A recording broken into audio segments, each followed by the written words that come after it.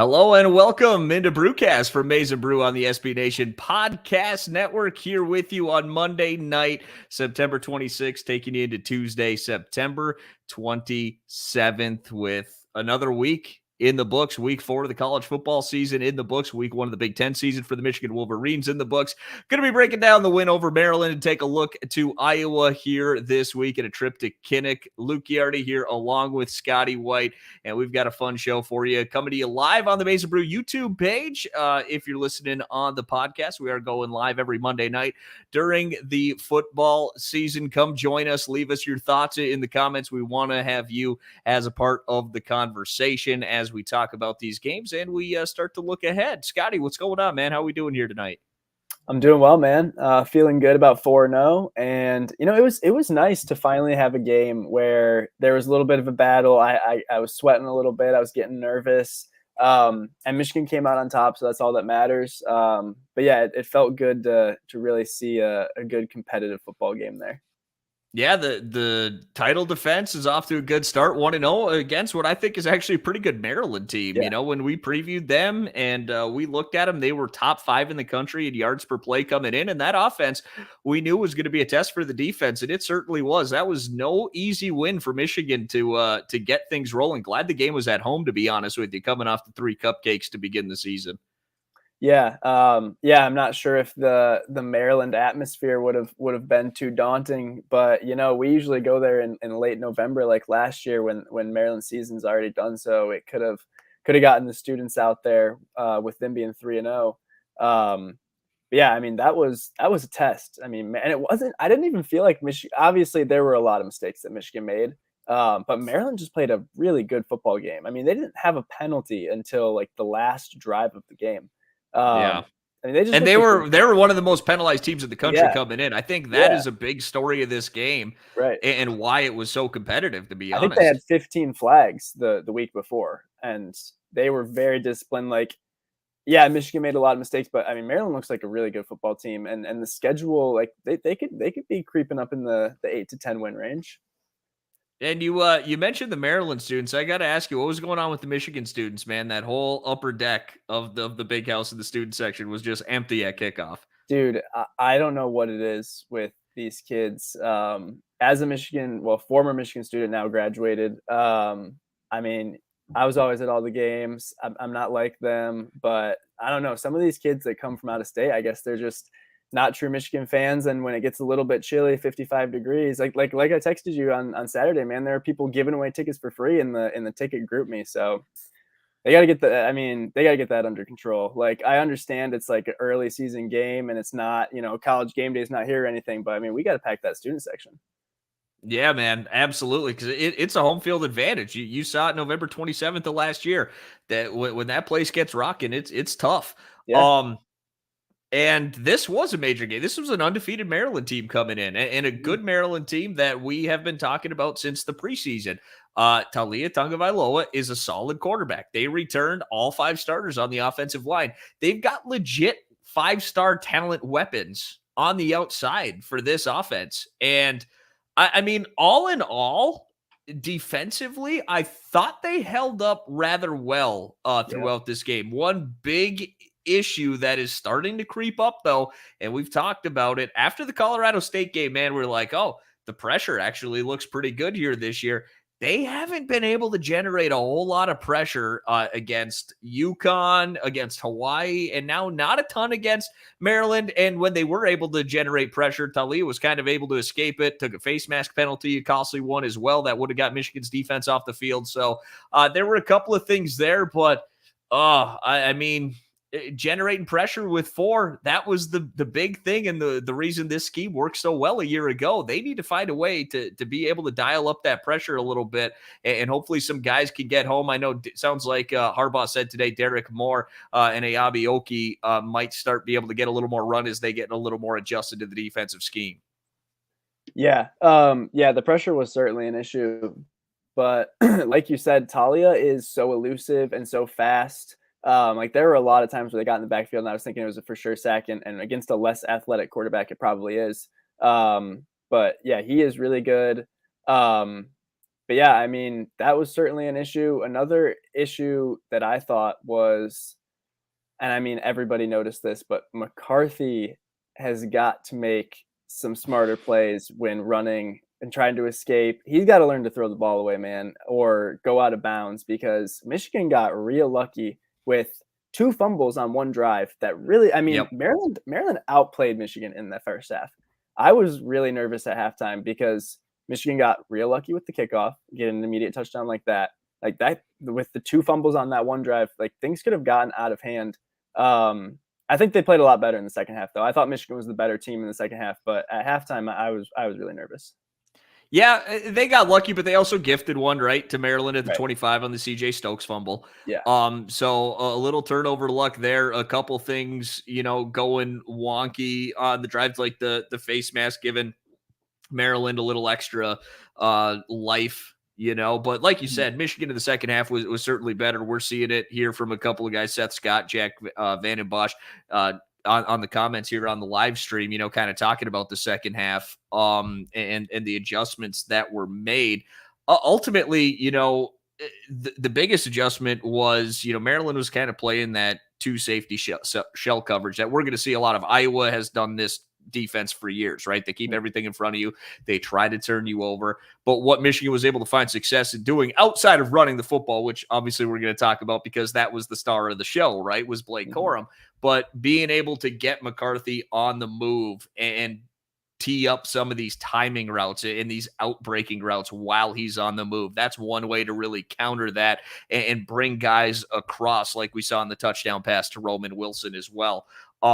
There were some in the first half, odd play calling. I thought no one really at the sticks, running a lot of vertical action. I don't know. The play calling in the first half was a little off, especially with how good Michigan was running the football. And I kind of mentioned that watching the game, I just got this stream of consciousness going on my Twitter. Was like last year, I'm like, man, are we ever going to throw the football? We're just running. Now I'm like, only run, Yeah. man. We're Yeah. we're absolutely dominating on the ground. Yep. Michigan at 6.1 yards a carry yesterday, man. It Yeah. was, I mean, they were getting whatever they wanted for the most part. I saw the advanced box score today. Let me bring this up real quick via Bill Connolly. And surprisingly, when you take a look at the run rates the rushing efficiency, and Michigan actually had 27.5% of rushes that went for 0 or fewer yards, which is kind of surprising That is when surprising. you think about it, because you think of all the success that they were able to have. Mhm. However, they had 3.8 yards before contact per rush in that game Wow. against Maryland. Wow. 3.8 yards before Before contact. wow. And so I went and rewatched it today, right? Uh-huh. And I'm looking particularly in the second half and the push. Like, obviously, Corum's runs, like when you look at him, I don't think he got touched on his 2 long touchdown runs. So that's going to jump up that number Mhm. quite a bit. But they were getting incredible push in that Yeah. second half. That offensive line really leaned on that front four of Maryland. Yeah. I mean, Corum, dude, he is a beast. He needs like legitimate Heisman conversation with the kind of No doubt. performances that he's put up at the beginning of the season. But yeah, I mean, still, it's tough because there was the one drive, I think it was to open the second half, and Corum's getting the ball every single play, and he comes Yeah. out for one play, and they put Stokes in for a 3rd and 4. That was the big play call for me, where I'm like, JJ can still throw the ball. If you're going to put Corum on the bench, running it with the freshman, he had a bad fumble earlier in the game. Didn't like that play call. But that's where we really want to see Donovan Edwards get back, because I mean, 30 carries for Corum. I mean, that's a lot. That's a hefty load. Missing Donovan Edwards heavily for sure. Yeah. And there really weren't many updates to give today from Harbaugh, unfortunately. But yeah, I mean, it's hard, but like on that play call, JJ can still throw the ball. And that's the funny thing about it, is a lot of people were like, oh man, JJ doesn't look as good. You look at the stat line, he put up a very fine stat line. It's just really some of the decision making with him that was a little bit concerning. But yeah, his ability to throw on the run, I thought was really impressive in that game. And those were the plays that Michigan seemed to be finding the most success through the air. Yeah, and to your point, JJ was 18 to 26, 220 yards, 2 touchdowns with a 72.7 QBR. And he made some very good throws. And that's the Yeah. thing, too, right? Is that you're watching it and you realize, and a lot of people pointed this out because it's pretty obvious, if he connects on a couple of deep shots, we're not even Oh my talking gosh. about Yeah. this like it was a game. Right. He missed Roman Wilson a couple of times. I believe missed Ronnie Bell on one. Missed Andrell And on one. Andre Anthony. He looked like he tried to take too much off of that one Yeah. on the kind of the outbreaker. He was finding it, and that's honestly over the from what we've seen from JJ, his deep accuracy has been fantastic. So Yeah. to see that, It was it was a little strange, but if he hits on a couple of those, we're not even talking about this like it was a game. right. So if they're able to correct that moving forward and they get the timing down, more practices and things like that, it's not a given. But if they're able to get it down, it's going to be an incredibly efficient offense because they're going to be able to run the football. And if they can hit those deep shots, man, I don't know how you defend them. Right. And that was such honestly a good thing to see because the guys are getting open. We Yeah. know JJ can make those throws. And I think everybody kind of has this idea around JJ before this game, like, oh, JJ's perfect. JJ can't make mistakes. And this was kind of the first time we saw him make some mistakes. But it's also his first Big Ten start, like his Yep. first, the other ones were against Hawaii and UConn. I'm sure he's not crazy nervous going into that game. I'm sure the kid's got some nerves going into his first Big Ten start. So I honestly thought that was like you said, that's not even a ball game if he's hitting those. And he usually does. And I feel very confident that in the future he's gonna get back to that. It was his first Big Ten start. Got to give him some time. He's gonna have some nerves and make some mistakes. And let's give Maryland credit, man. They played a Yeah, really good football game. they did. I mean, this is a team that there's a good chance that they finish fourth in the East here this year. Mhm. They're 7.5 point favorites against Michigan State here Rightfully this so. weekend. Yeah, so I mean, this is a good football team here, and this wasn't. I mean, we saw it in Week 4 last year against Rutgers, right? Like they had to survive against. It was a 3-0 Rutgers team then, but it Yeah. turned out to be a not very good Rutgers team. And you can't base the entire season off of that. Obviously, there are things that need correcting, and again, the pass rush needs to be better. But you got tested against a pretty dang good team, and you went out there and you were able. I mean, you're up 15 with 3.5 minutes to go in the ball game. Yeah. Like you outgained Maryland by 1.5 yards per play. Like for all that we're thinking about Michigan and their struggles, and they did at times, they averaged 7 yards a play in that game yesterday. Yeah. I mean, Corum, here's another one for you. Corum had rushes of 47, 33, 24, 23, and 21 yesterday. Just an absolute stud. The offensive line was blocking well for the most part, gave up a couple of negative plays, but Corum was fantastic. The offensive line was fantastic. Once the time in the passing game starts to get a little more down against better defenses, and obviously a big test coming up this week at Kinnick, they're going to be fine. Yeah. Oh, yeah. No, I feel very confident going forward. And yeah, I mean, dude, the same thing happened last year, like you just said. And you know what happened the very next week? Michigan went on the road to a Big Ten West team and beat the shit out of them. I mean, 38-10 against Wisconsin. And Michigan's got Iowa on the road this week. Can only hope for the same result as last year. Yeah, I mean, I'm gonna be honest. Like there were some times where I was a little concerned, but it was never I'm concerned about the season going forward. It was just we need to survive this game. Yeah, and they were able to. They came out in the second half, and they were able to kind of dominate Maryland a bit in the second Yeah. half until late. Gave up a couple of late touchdown drives, Yeah. but I thought the defense held up pretty well. Yeah, For the most part, I thought coverage did.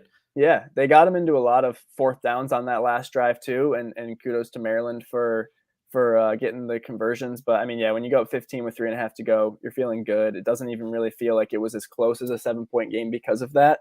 But yeah, and then one last thing that I wanted to touch on with Maryland that I thought they did really well was their coverage on a lot of those plays where JJ had to scramble. Like there was just nobody open, and that's Right. what they got him. So that's a little worrisome for me in the own right. And I don't know if it had anything to do with play calling against the particular zones that they were going, but the receivers were not getting a lot of separation. And that is certainly concerning, especially when you start thinking about having to go to Iowa. Exactly. And also a little concerning knowing that JJ likes to run backwards a lot and potentially fumble. So I think they're Yeah. going to really drill that into his head this week in practice. I don't think it's going to be a big of a problem. But that was something Maryland did really well, forcing him into those tough decisions. And sometimes it works out for him. He had that one where he went all the way back, came forward, got a first down run on like Right. 37. But yeah, I mean, on that one, he could have taken an easy step out of bounds and decided to keep going. So wasn't perfect, but he's an athletic kid. And there's another issue that is creeping up, and it hasn't necessarily helped with JJ taking over like maybe we thought it would last year. And this was a problem that was hampering Michigan, and we talked about it at length last year, and that is being able to finish drives with touchdowns. Yeah. According to Bill Connolly, Michigan ranks 4th in overall offensive success rate, 6th in marginal explosiveness, but 9th in points per drive and 30th in red zone touchdown rate. Like that was the big thing against Maryland. When Maryland got into the red zone, they ended up scoring touchdowns. They had a couple of really nice kicks from the Ryland kid, by the way. That kid, he's going to get a shot to kick on Sundays, man. Yep. He booted that 53-yarder. That was good from at least 60, and it was right down the pipe. Yep. But when they got into the red zone, they scored touchdowns. I mean, think back to Michigan State, right? That was the difference in that game. When Michigan State got into the red zone, that's how they were able to come back with scoring touchdowns, and Michigan settled for field goals early on. And they need to be able to finish drives. And we thought, yeah, okay, JJ is going to help with that. He's a run threat. They can run the read option. The playbook opens up a little bit more, but they stall. They can move the ball between the 20s. And then once they get down there, they at times have struggled putting it into the end zone. And if you want to compete with Penn State and Ohio State in this conference, you're going to have to finish these drives with touchdowns. Yeah, definitely. I mean, we just saw Ohio State put up 28 quick on Wisconsin. Right. Kicking field goals is not going to do it. And that's what won Michigan the game against them last year. Michigan got down and they scored touchdowns, but their defense was bend, don't break, force them to a field goal. Exactly. So I don't know what it is, if it's just a phase that the Michigan offense goes through each and every year within the coaching staff, trying to maybe feel their own team out a little bit, but it needs to get fixed. You might be able to win this next game with field goals. There's a chance given what Iowa's offense is. But not if you turn it over. And that's another thing. We're talking the good and the bad here on this week's show, and we've talked a lot about the good. The bad is the Michigan's been putting the ball on the ground. JJ threw a very interceptable pass in the end zone. Luckily for Michigan, the Maryland player came out of bounds. He's turnover worthy. That hasn't necessarily been fully fixed quite yet. Yeah. I mean, it's good that so far there hasn't been an interception. But like you said, man, there was one yesterday that, I mean, it was picked, and luckily he fell out of bounds. But also he put the ball on the ground in a fumble. I mean, that kind of stuff can't happen, and especially against Iowa, because, I mean, dude, their defense has scored more points than their offense in 2 of their 4 games. Like, we can't, like, they don't just get a turnover to set up the offense. They're thinking our offense isn't going to do anything with this. We need to score it ourselves. So, I mean, those are going to be the kind of, Iowa takes advantage of that and turns it into points. So just that's a lot to clean up before this game. Yep. You got to go and get it. And that's what they do. They go out and they turn you over, man. Yeah. And just kind of taking a quick look at them. They don't score, offensively. Obviously we saw the South Dakota State game, and they did put up 27 on Rutgers last week, though. I'm not sure if that says more about Iowa or Rutgers, to be honest with you, but yeah, that was a really funny game. Yeah, I mean, you look back. Also real quick on Maryland, I saw it earlier here today. They have been fantastic against the run, man. They are allowing 2.2 yards a carry on the ground. So this is going to be a Michigan team that wants to come out and run the football, and has been very efficient running the football here this year.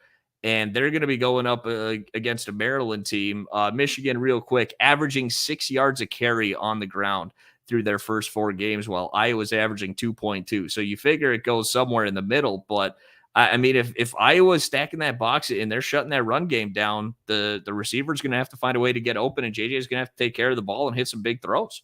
Yeah, and I mean, that's what we kind of talked about so much during the offseason that we were excited about for the offense, is that you can go either way with the run game or the pass game. But we saw on Saturday that sometimes that's not really going to be the case, and you kind of got to lean on one. And the thing is Michigan just has the weapons to be a really, really good passing attack. I mean, we've seen all these receivers make crazy plays. They've all got a ton of speed. We've seen JJ make really good throws. So it's there, but it's got to show up on Saturday because that Iowa defense is no joke.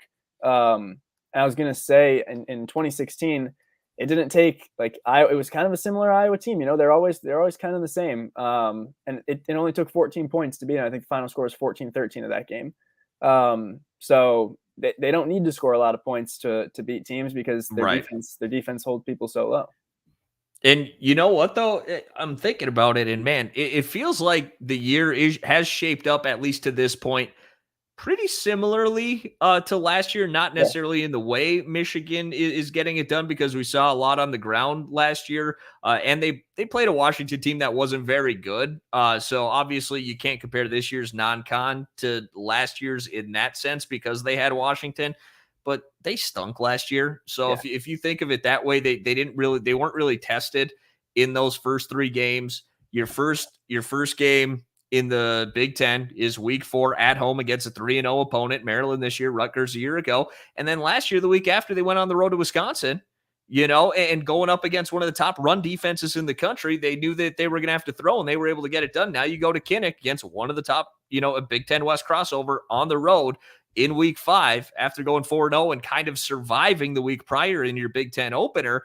Go on the road against a team that you might not have a ton of success running the ball on. It's pretty similar so far. Obviously, they were able to go into Camp Randall and get it done.